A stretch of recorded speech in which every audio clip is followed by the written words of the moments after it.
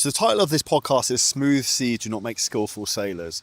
And the whole purpose of this is for you to understand that if you want to be very, very good or you want to be successful in life, then you're going to have problems. And I remember something specifically Andy Elliott said to me actually in TKMA Gym, is if you want to have a big life, you're going to have big problems.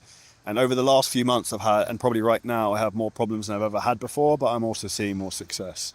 I currently have a 14-week-old baby. I'm currently sitting outside my house, which is having all the air conditioning units replaced and a complete construction site, living in a hotel.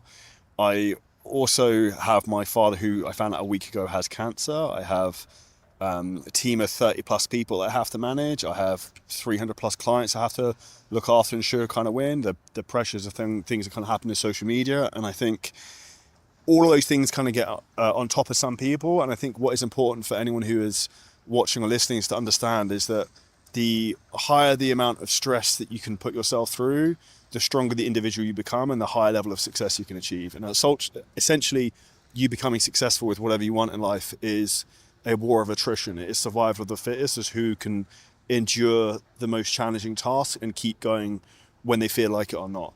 And ultimately, that's, I think, where most people kind of get stuck. And I think if I look at, say, for example, me having a daughter 14 weeks ago, that has thrown me through a works in some respects, because I'm used to having a very structured and set routine, and that has disrupted that in some regard, which is kind of normal. And I'd also have a huge respect for anyone who's a parent, and in particular anyone who is a single parent, because it is incredibly difficult, even if you're in the privileged position I am, where you have people who can help you with childcare and things like that.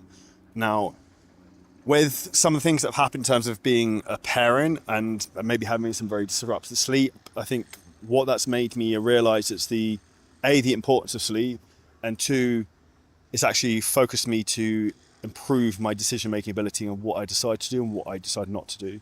Because sometimes you only have so much finite energy and time, and the reality is that everyone has the same amount of time. Some people are much more successful than others. Why? Because the way you decide to allocate that resource, and time is a resource, and for your business and your life you have to see yourself as CEO, and it is a game of allocation of resources in terms of the money you have and the time you have at your disposal. So that, I'd say, is one of the huge things. The second thing I say is that if you are operating from massive fatigue and being very tired, I remember a couple of days in a week, maybe I had 4 days where I slept like 4 hours. I felt horrendous, and I was like, my whole thought process there is like, I am not making any major decisions. I literally would just deal with whatever is in my calendar and take one thing at a time. So with your business and your life, you kind of need to have that one thing at a time mentality. Now, I'm not going to sound like Stephen Bartlett, but I know a lot of people coming onto our podcast and who are not subscribing but still enjoying the content. If I have one small ask from you, it's please hit the subscribe button. It'll help us a lot. If you are someone who particularly can get overwhelmed, I don't really get overwhelmed, or I used to suffer a lot of anxiety, but if you are someone who finds that, just deal with what's in front of you. And I think one of the reasons why people stay very small in their business and they're stuck at making 0 or 5K a month or 10K a month or whatever, is you have this big goal and aspiration where you want to go, but because you can't see the clear path there, you don't take the first step. Now, the reality is, like, for you to be great, you have to take the first step. And that is the most important thing, is actually taking action. Whereas most people, they overthink too much, and their pretend perfectionism actually is a form of procrastination and then stops them doing the thing. So if you can have the ability to just, the way I think about it is, like, visually for anyone listening to this, is if you have a goal of something you want to achieve in your business or in your life, if you think, okay, of stepping stones appearing, you just have to step onto the next stepping stone and then have the belief and faith that the next stepping stone will appear. And I'm a big believer in karma, that if you are kind and you help people, then the world is a virtuous place where people will actually help you back, where you'll kind of get lucky. And I've noticed patterns with that. If I'm having a bad day or whatever, or something's irritating me, if I go above and beyond to try and help someone, then A, that makes me feel way better, puts me in a better mood, but B, something tends to spin, it tends to flip in my favor. So those are kind of the foremost things I kind of think about from that. With the aspect in terms of having a child as well, I wouldn't use the frame emotionally dead inside to some degree, but I probably was more so beforehand. I think it's forced me to think about emotional regulation more, and also it's improved me as a business operator, because I've thought about how can I design this business to run more autonomously without me, rather than just being the busy fool. And ultimately, that's how you scale a business, is with leverage. And you having the ability for the business to run without you. Second thing I'm going to talk about is from a leadership perspective, when you have a team of like 30 plus people. At one point, actually, the business, we had maybe 55, touched on 60 people at one point with different DM setters, loads of editors, all types of stuff. We've cut massive amounts down. A lot of that is thanks to AI. And one of the big problems I see with a lot of people in their business, in particular if they're newer to business, is they wear their mood on their face and on their expression. You can see how well their business is doing by every minute of the day by depending on how they communicate and what they say. In particular, if you're in a sales environment, the most important thing you have to do is be positive. And it's something I believe about entrepreneurship is you have to have some form of fucking being delusional. You have to be incredibly optimistic and always focusing on the glass being half full and half empty. And you probably listen to this and you're thinking, I know negative Nelly or this fucking Karen who keeps moaning in my team, or this boss I have, or a manager I have, or this person I know. You need to understand and be able to, even if things aren't going the way you want, you have to be the person who gives inspiration to them. If you give you an example, imagine Napoleon. He's leading his army into battle. He's not going to want to go into it with the mentality we're all going to fucking die. Why? Because his team will have given up the fight before it even begins, even if he thinks we're really going to struggle with this. So this is where you have to have that belief, you have to have that conviction, you have to have that certainty. The same as it when it comes to sales. If you want to improve your closing rate, it's your conviction times your sales skill. It's very much the same in terms of your leadership. Your conviction in terms of what is going to happen, why it's going to happen, and the way you passionately kind of push that mission is one of the big things. Now, a lot of people try and become overly charismatic with that, but what actually is more important is you have clarity. So people who work for you, people who are part of your team or organization have clarity in terms of where you're going, why you're going, and what the kind of goal is. And like ultimately, if your team needs you to feel motivated all the time, you've actually built followers, not leaders. What you want to do is teach people to take their brain, put it in, and actually use it. And that can come down to a couple of different things from a leadership perspective, but one is communicate with people how you want them to be communicated with. So an example, let's say, instead of people just coming to you with problems to then solve the problem, it will feed your ego and then you feel really smart because you solve all these problems. You then just deal with shit all day and people don't think for themselves. Get people to come with you and offer 2 to 3 solutions to every problem. And you then tell them, okay, that solution you suggest there is the best one, go and do that. Do you know what eventually starts happening? People just figure shit out themselves and they stop coming to you because they already know what to do, but they're just looking for your approval. So when it comes to scaling a team, that's a big thing I think about. If you then look at in terms of as you start to build wealth and your business starts to succeed, you have excess money and you want to start investing into assets to kind of grow, to get time freedom, location freedom, financial freedom. This is where a lot of people can waste a lot of time. So you go down rabbit holes trying to learn day trading, trading crypto, messing around property investments.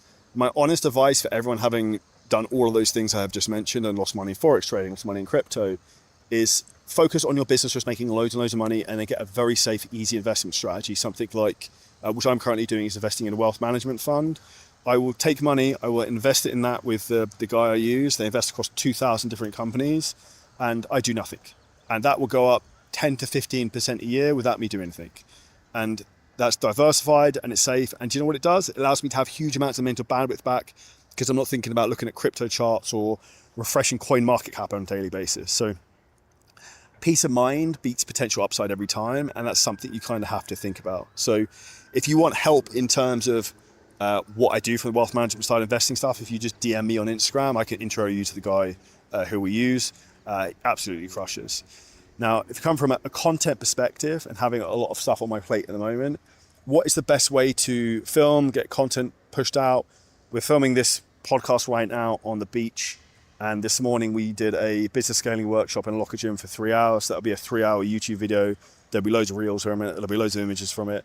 The most important thing you need to do when you're trying to build a content machine, personal brand, which is one of the most important things for you to scale, is batch creating content.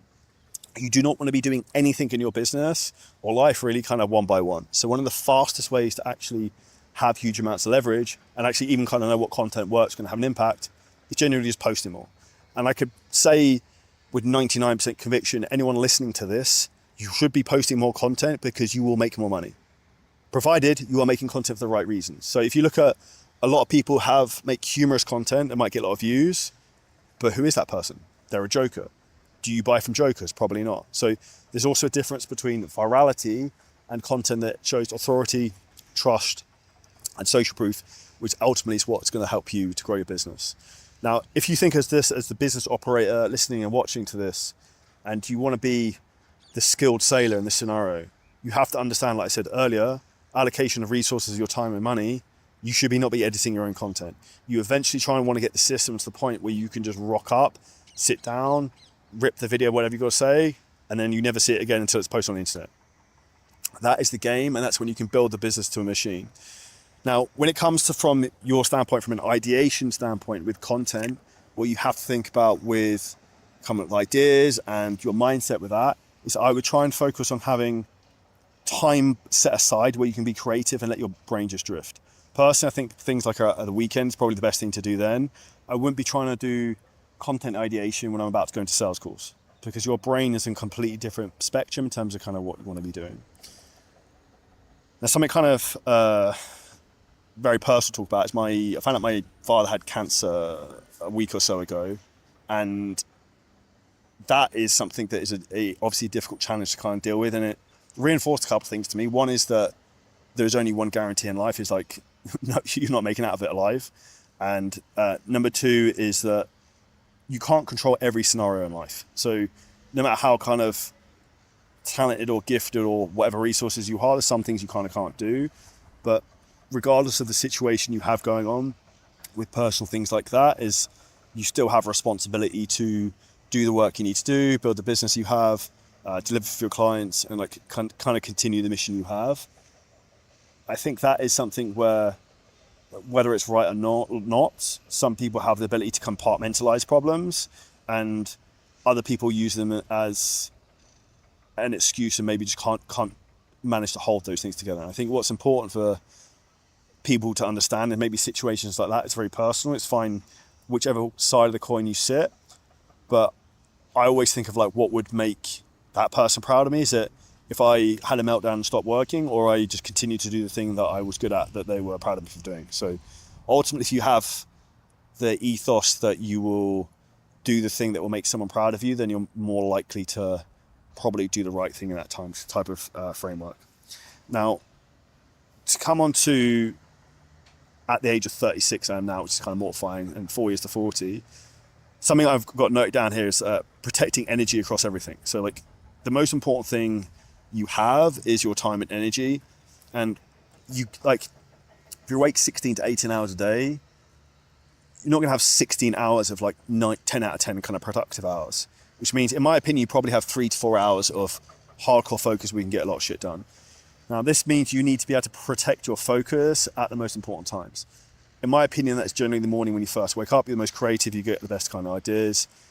What I would do with everything like more bitty tasks is try and put them towards the end of the day. And that is one of the ways you can kind of have a good flow of energy throughout the day. Second thing, which a lot of people make a mistake with, is when it comes to protecting your energy and just your health and fitness lifestyle, is that they don't actually focus on prioritizing themselves. So your own training, your own recovery, food, like even when it comes to you protecting your energy, you need to schedule in time when you can have silence to be on your own. I'm actually very introverted. So one of my favorite things is just sitting on my terrace and just staring into the abyss and thinking about life, or just going for a walk. Like sometimes the best things in life are free. And I think those moments of quietness are also kind of where you get your best truths. Now, if you enjoyed this clip and you're a coach, creator, or a business owner, and you want help in terms of how to scale your business using ads, AI, content, marketing, a lot of things we talk about on the show, then hit the link at the top line of our description in the YouTube video.